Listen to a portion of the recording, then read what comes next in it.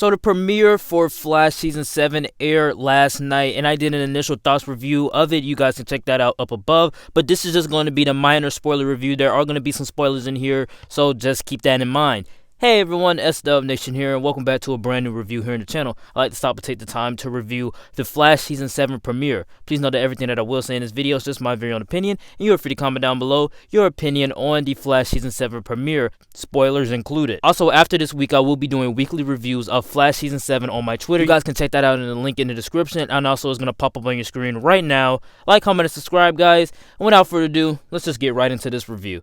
Like I said before, I didn't have any big problems with this premiere. Let's move right into the good. And the good thing that comes to mind here is that The Flash is back, and it feels really good to see a brand new season. I mean, for me, this is actually the first time that I ever kind of waited for a new season of the Arrowverse. Supergirl Season 2 was kind of the first, but then again, I had to wait a couple days for that one. For Flash Season 7, we had to wait almost a year for actually a good Arrowverse show season. Because Superman and Lois, that was going to be the series premiere, so it was going to be a new show. Batwoman, I was curious, and then Black Lightning, I didn't think that Season 3 was all that good. But I did think that Flash was actually a good show, and even though Season 6 I was kind of mixed on it, I was still kind of excited for a new season for The Flash. And I thought that, this premiere was actually handled okay.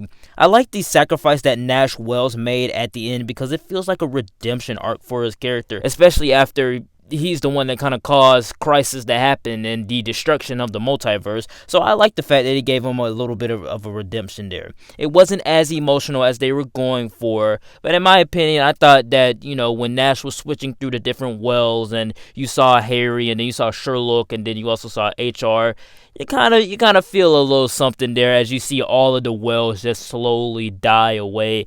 And Tom Cavanaugh is just such a great addition to the show. He's already implanted into my mind as probably the best cast member on the show. Flash is still having trouble getting more speed, and this episode feels very small, and I actually kind of like that a little bit.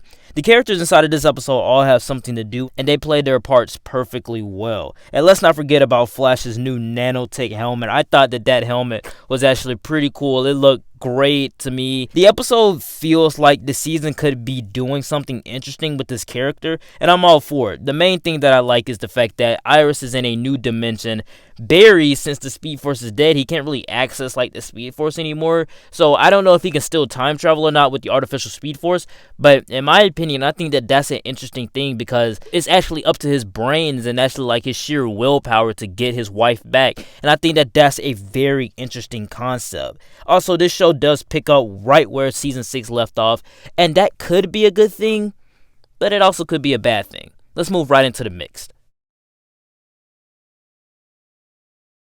And the mixed thing that comes to mind here is that this feels like a continuation of Season 6, and it does not feel organic at all. Obviously, they didn't get to film their finale for 2020 because of the pandemic, and it shows painfully that this is potentially one of the episodes that they intended to have inside of Season 6, just modified to fit the premiere format. With that being said, let's move right into the bad.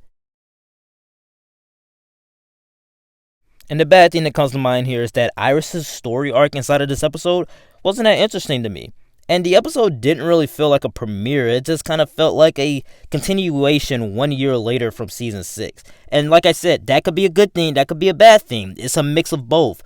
But here, with Iris's story, and then you combine all of the baggage from Season 6, and you're also trying to make a premiere for Season 7, it still kind of doesn't flow that well to me. But since the last season didn't conclude, this premiere suffers for it.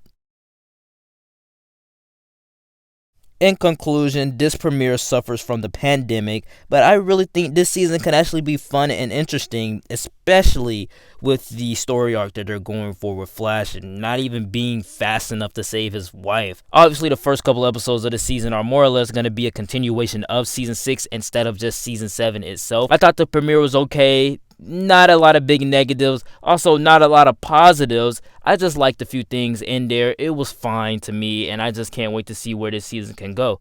Alright guys, that was it for my review. Please know that everything that I did say in this video was just my very own opinion, and you're free to comment down below what did you think of the Flash Season 7 premiere.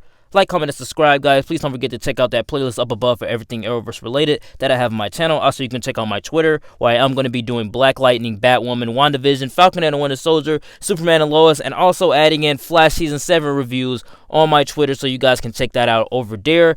The link is always in the description, and it's going to pop up on your screen right now, and I will see you all next time.